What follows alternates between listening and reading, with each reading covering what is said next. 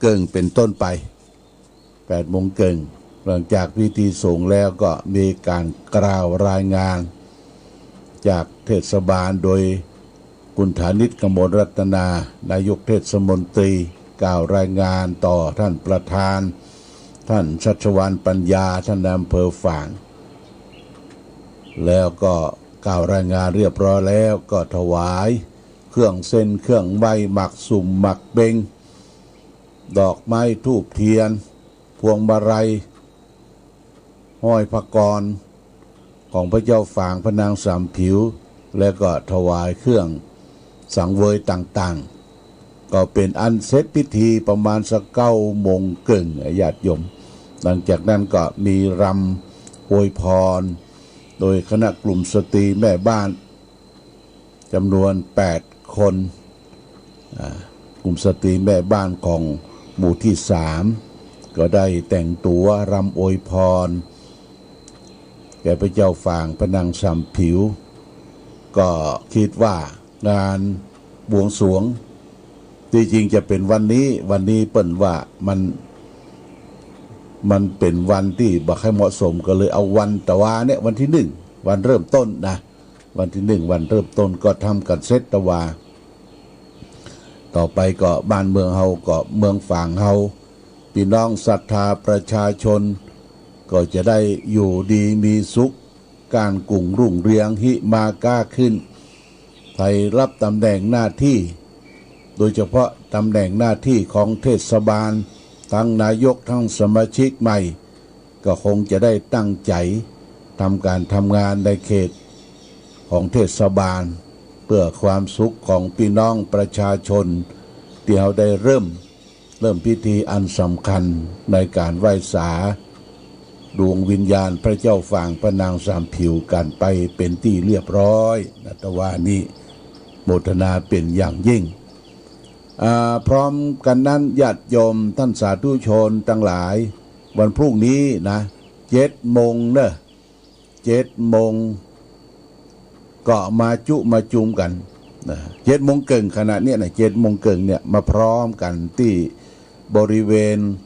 ศาลาพุทธบริษัทสามัคคีทางทิศเหนือของวิหารวัดพระบาทอุดมจันทร์ลุ่มตั้งลุ่มปุ้นบรรพุกจะทำพิธีที่ศาลาพุทธสามัคคีเพราะเป็นศาลากว้างใหญ่ก็นั่งห่างๆกันทางวัดได้จัดเตรียมเก้าอี้ญาติโยมท่านสาธุชนได้นั่งเขาจะได้ร่วมทำบุญได้อาราธนานิมนต์พระสงฆ์เจ้าคณะตำบล2-3 เขตแล้วก็ครูบาอาจารย์พร้อมด้วยพระเนนในวัดเจริญพระพุทธมนต์เสกซ้อมย้อมยศน้ำข้าวมินส้มปล่อยที่จะได้นำไปสละสลงพระบาทพระธาตุพระเจ้าละแข่งครูบาเจ้าศรีวิจัยแล้วก็ประพรมน้ำพุทธมนต์ให้แก่ญาติโยมน้ำมนต์นี่แก่วัดพระเนนได้ไปเอาปุ้นจากน้ำรูหรือว่าน้ำหูปุ้นตำบลบ้านปิ่นบ้านเข้าทางบ้านหัวนาเข้าไปน้ำหูออกน้ำหูเป็นน้ำที่บริสุทธิ์ได้มาผสมกับน้ำบ่อสาวาเอาผสมกัน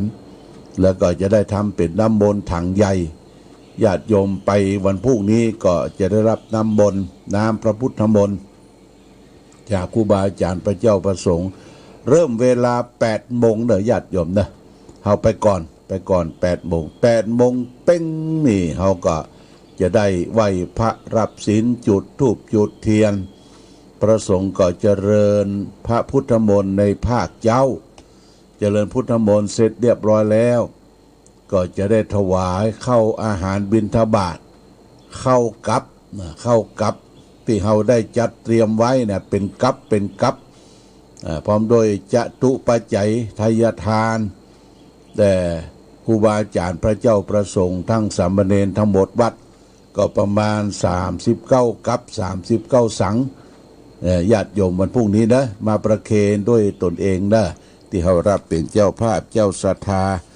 ก็ต้องขออนุโมทนาญาติโยมท่านสาธุชนทั้งหลาย ที่ได้ให้ได้หอมได้ร่วมทำบุญกันในวันพรุ่งนี้ที่รับเป็นเจ้าภาพสั่งทายทานนะที่ได้บริจาคมาแล้วก็มีคุณแม่เกษรชาญชัยสมรนิพานคุณนิพาคนโตมา2 สังนะยอดสั่ง2 สัง1,000 บาทคุณสมบูรณ์นางพิกุลครูสุนทรัพย์ผ่านคุณนิพามา2 สัง 1,000 บาทป้อสิงคำสุทธเสนา1 สัง 500 บาทแม่เกวียนสุทธเสนาบ้านเต่าดิน1 สัง 500 บาทนายประนพสุทธเสนาบ้านเต่าดิน1 สัง 500 บาทนางสายใจหันตระกูล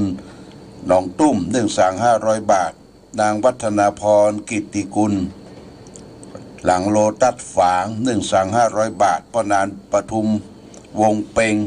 บ้านเต่าดิน1 สัง 500 บาทแม่สมควรดงดัง1 สังส่วนดอก500 บาทแม่หลวงศรีดาจันทวีบ้านหนองอึ่ง1 สัง 500 บาทแม่จันทาเหลืองสุวรรณส่วนดอก1 สัง 500 บาทแม่คำน้อยสุปัญญาส่วนดอก1 สัง 500 บาทนายจักรพันธ์ดังสาวดีการเกตส่วนดอก1 สัง 500 บาทแม่อุ่นเรือนสุพรรณส่วนดอก1 สัง 500 บาทนางประกายพันธ์อุบเงิน1 สัง 500 บาทอุทิศส่วนกุศลให้แก่ผู้หลวงบุญธรรมใจบุญเรืองนางประกายพันธ์อุบเงิน1 สัง 500 บาทอุทิศให้แก่แม่สาวอุบเงินนางสุวรรณันท์อุบเงินทานไว้สวยไปหน้า1 สัง 500 บาทแล้วก็มีแม่พองศรีเตชะบ้านเด่นล่องทานชัยประการแม่ครัว1 สัง 500 บาทคุณละพีพันธ์เครือโยหลังทกสฝาง1 สัง 500 บาทแม่ชีวันธนีอิ่มรัตนรักษ์สำนักปฏิบัติธรรมวิปัสสนาณบ่อสวรรค์1 สัง 500 บาทป้อมาแม่เม็ดสมร่างบ้านเสาหิน1 สัง 500 บาทป้ออายแม่มารีจุมปาบ้านเสาหิน1 สัง 500 บาทป้อสีนวลแม่สมศรีปันไฝบ้านหนองอึ่ง1 สัง 500 บาทนายธนพัฒน์นางยุพินชัยวุฒิ1 สัง 500 บาทแล้วก็แม่เพนพรชัยเกตบ้านสวนดอก1 สัง 500 บาทนางทัศนีชัยเกตบ้านสวนดอก1 สัง 500 บาทแล้วก็คุณอำนวยทองชัยบ้านสวนดอก1 สัง 500 บาทคุณครูที่ดินรัตนดาวรัตนชัยบูรณ์สันปยาง1 สัง 500 บาทปนานอินทร์แม่จงดีเชื้อกันทาสันทรายของน้อย1 สัง 500 บาทแม่บัวผัดกุรันแม่ศูนย์ต้นซ่านชัยเกษม1 สัง 500 บาทแม่ดาคำพีละบ้านเต่าดิน1 สัง 500 บาทแม่ลำดวนเปงแก้วบ้านเต่าดิน1 สัง 500 บาทนายจำลองนางบังออนคำพีละบ้านเต่าดิน1 สัง 500 บาทนายสงวนนางอุไรปัญญาแก้วเต่าดิน1 สัง 500 บาทพ่อจรูนแสนใจยาส่วนดอก1 สัง 500 บาทคุณธัญญารัตน์กาวีบ้านหัวฝาย1 สัง 500 บาทป้อแก่นทาเปงบ้านหัวฝาย1 สัง 500 บาทป้อหลวงทวีศักดิ์สุทธเสนาบ้านผู้หลวงบ้านหมู่ที่3หนองอึ่ง1 สัง 500 บาท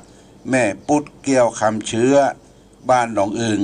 หมู่3 500 บาทนายเอกชัยพรหมแพทย์1 สัง 500 บาทนี่เป็นรายชื่อรายนามเจ้าภาพเจ้าศรัทธายอดสังไทยทานแด่พระสงฆ์องค์เนนที่จะได้ถวายทานในวันพรุ่งนี้เด้อวันที่3 แรม 8 ค่ำเดือน 9เวลา7 โมงครึ่งญาติโยมมาพร้อมกันเลย7 โมงครึ่งนี่พร้อมซับ8 โมงเป้งเนี่ยดูเจ้าประสงค์จะได้เจริญพุทธมนต์เสกซ้อมยอมยศน้ำเข้ามิ้นสมปล่อยที่จะได้นำไปสละสลงสงเกตยังพระธาตุพระบาทเจดีย์แล้วก็อนุสาวรีย์ครูบาเจ้าศรีวิจัยแล้วก็จะไปลืมเอาเม็ดปิดปากปิดจมูกไปตัวทางนี้ก็ผ่านไปทางปะหลวง ปหลวงทวีศักดิ์สุทธเสนาได้จัดเจ้าหน้าที่อสมมาอำนวยความสะดวกอย่างตะวาเนี่ยนะตะวานี่ก็มีเจ้าหน้าที่อสมของอันหมู่บ้านหมู่ที่3เฮามานั่งวัดไข้มานั่งบริการคือเจียวล้างมือแก่ผู้คนได้ไปร่วมกันทั้งพระเจ้าประสงค์ก็บอกผ่านตังปหลวงทวีศักดิ์อสมของบ้านหมู่3ช่วยประสานกรรมมาร่วมกันตั้งแต่7 โมงเป็นต้นไปวันพรุ่งนี้นะที่บริเวณที่จะหนทางที่จะเข้าไปตังศาลาการประเรียนพุทธบริษัทด้านทิศเหนือวิหารเนี่ยนี่ก็ประชาสัมพันธ์แล้วก็วันนี้ก็วันพรุ่งเขาบ่ได้ประชาสัมพันธ์และญาติโยมนะวันพรุ่ง7 โมงก็จะลงกันไปหมดละไปที่ศาลาการประเรียนพุทธบริษัทก็ต้องขอบคุณอนุโมทนาถ้าจะเป็นเจ้าภาพเจ้าศรัทธาก็รับได้ญาติโยมรับได้เขาก็ได้ทานพระพุทธพระธรรมพระสงฆ์ปูจานเดือดนั่นก็เป็นทายทานเป็นข้าวกับข้าวห่อที่ทางวัดพระบาอุดมเขาได้จัดเตรียมไว้แม่ครัวได้จัดเตรียมไว้ญาติโยมนะไม่ใช่จำเพาะที่จะเป็นยอดสั่งอย่างเดียวเพราะว่าเขาได้จัดทำสังฆทานโดยเข้ากับเข้าห่ออย่างดีถวายครูบาอาจารย์เพื่อเขาบ่ได้เปิ้นฉันเจ้าที่นี่นะนำไปฉันที่วัดที่วาของครูบาอาจารย์ต่อไปนะญาติโยม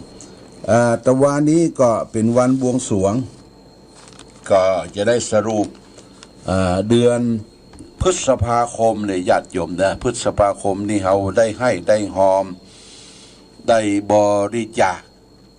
ที่ได้ร่วมกันสร้างเจดีย์พระธาตุของเขาเป็นเดือนนะญาติโยมเขาก็ได้ตั้งต้นไว้ที่ลานอนุสาวรีย์พระเจ้าฝางโดยการดูแลของปนานมานกแล้วก็นางสายใจหันตระกูลก็มีผู้บริจาคประจำเดือนพฤษภาคมดังต่อไปนี้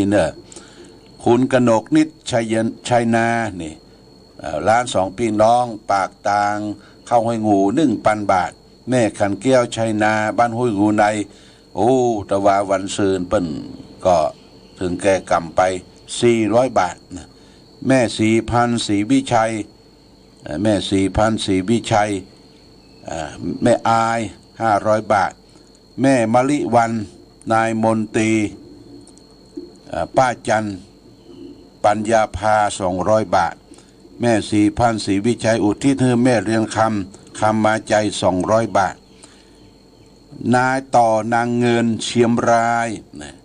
นี่ก็คงจะเป็นประหลองนามกุลเชียมรายนะสร้างพระธาตุ500 บาทแม่แก้วพาสุนันทาพร้อมด้วยลูกหลานบ้านประบงเวียง1,200 บาทคุณวีนาพงษ์อมรพรหมหอจกโชคยิ่งเจริญนี่บริจาคสร้างพระธาตุ6,000 บาทนะพ่อฉลองแม่เหมยนางสาวคำน้อยเทียมแก้วบ้านเต่าดินบริจาคเล็ก100 บาทนายสเลาะนางอัคมะนายสเลาะนางอัคมะนายวิทยวัฒน์ชินฟุ้งแม่แตงบริจาคเป็นบดิงกี60 บาทนายเฉลิมชัยนางพัสสรกล้าหาญแม่แตงบริจาคดินกี100 บาทนางสาวมนัญชยาวรรณปันแม่อายบริจาคเลขเส้น200 บาทเด็กหญิงพลอยทรายมงคลเทพบ้านหนองตุ้มบริจาคเลขเส้น100 บาทนางสายใจหันตระกูลบ้านหนองตุ้มบริจาคเลขเส้น1,000 บาทและก็ต้นผ้าป่าสมทบพระเจ้าฝางพระนาง3 ถิวประจำเดือนพฤษภาคม 4,350 บาทรวมยอดรับทั้งหมดในเดือนพฤษภาคมสร้างเจดีย์ญาติโยม1590 บาทโมทนาสาธุนะญาติโยมที่ได้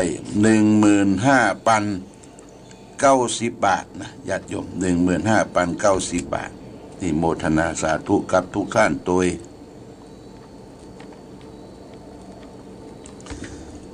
สำหรับเดือนเนี้ยเดือนมิถุนาเริ่ม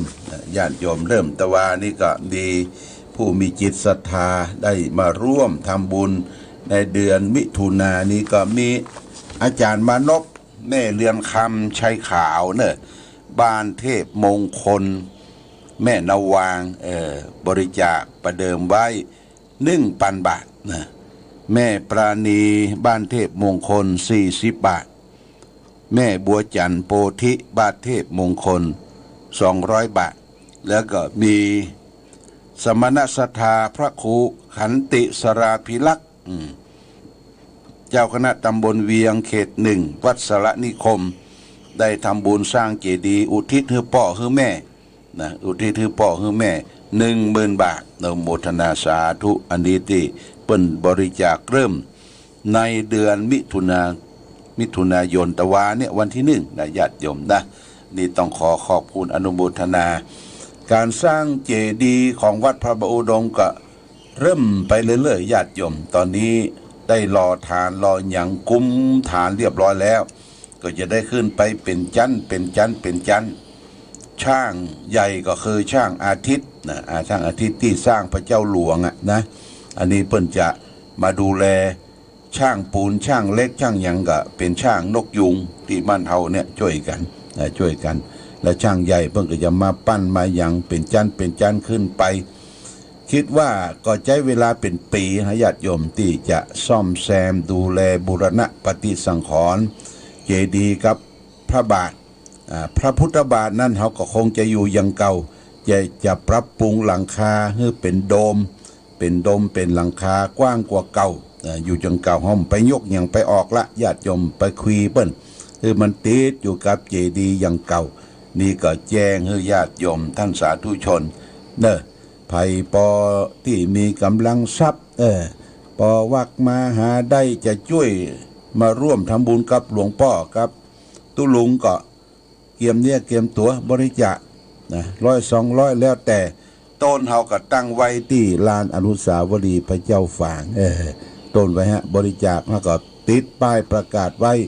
เป็นอิฐหินดินทรายสำหรับบดินกีนั่นโอ้ญาติโยมพ่อนานคำปันรูปดีขหบดีบ้านแม่ห้างเปิ้นเป็นเจ้าของบดินกีเปิ้นหอมบดินกีมา10,000นะญาติโยม10,000 ก้อนนะนอกจากนั้นก็ชมรมดินกีอิฐบ้านแม่ห้างอันนี้ก็เฮาต้องการอะไรก็บอกเปิ้นก็จะจัดมาส่งตอนนี้ยังใจดินกีของพ่อนานคำปันรูปดีอยู่แปลงทานไปอย่างนี้ก็ถ้ามันจะหมดจะเสี่ยงบ่ได้ก็จะบอกคือคุณทิพย์โกช่วยประธานชมรมอิฐบดินกีไปจะให้จะหอมก็ติดต่อคุณอิทธิพย์กูช่วยคุณทิพย์กูช่วยบ้านแม่ห้างตำออกวัดเนอะญาติโยมนี่พี่น้องดินกี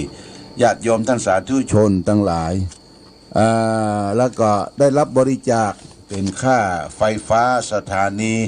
แม่วัชรีเที่ยวนพรัตน์บอกว่าบริจาคเป็นค่าไฟฟ้าสถานี100 บาทโมทนาสาธุเนอนี่เป็นค่าไฟฟ้าสถานีวันพรุ่งนี้ก็ขอเชิญชวนญาติโยมท่านสาธุชนทั้งหลายได้มาร่วมบุญร่วมกุศลเป็นงานประเพณีของวัดพระบาทอุดมณบ่อสาวาเขาก็จะได้มาสักการะบูชามาพรมน้ำพระพุทธมนต์สละสลงเพื่อความเป็นสิริมงคลเพื่อความเป็นอยู่ชุ่มเย็นกับบ้านกับจองแล้วก็ทางวัดพระบาทอุดมก็มีศพของพ่อคำปันสมนะพ่อคำปันบุญสมอันนี้ก็เป็นหัวหมวดบ้านหนองอึ่งเหนือเพิ่นจะเสียศพวันเสาร์นะญาติโยมนะเสียศพวันเสาร์วันอาทิตย์ที่4เนี่ยที่4เพิ่นเสียศพวันที่5ทางวัดพระบาทอุดมแล้วก็ศรัทธาวัดพระบาทอุดมทุกหลังคาเรือนก็จะได้ไปเป็นเจ้าภาพอนุเคราะห์ในงานศพของป้าคำปันสมหัวหมวดบ้านหนองอึ่งเหนือเพิ่นก็ดูแลวัดวาอารามเป็นหัวหมวดมานมนานก็ไปร่วมกันเป็นเจ้าภาพในคืนวันศุกร์แล้วก็วันเสาร์ก็จะได้ส่งสการต้านข้าที่เพิ่นก็เสียศพเพิ่น ก็ติดขัดมาตั้งแต่วันที่31ละเพราะมันแบบมีช่วงแบบมีว่างเนาะมีช่วงมีว่างต่างวัดก็มีการมีงานต่างอนุสาวรีย์ก็มีการมีงานก็สืบสารมาถึงวันเสียศพวันเสาร์เนอะวันเสาร์ที่5แล้วก็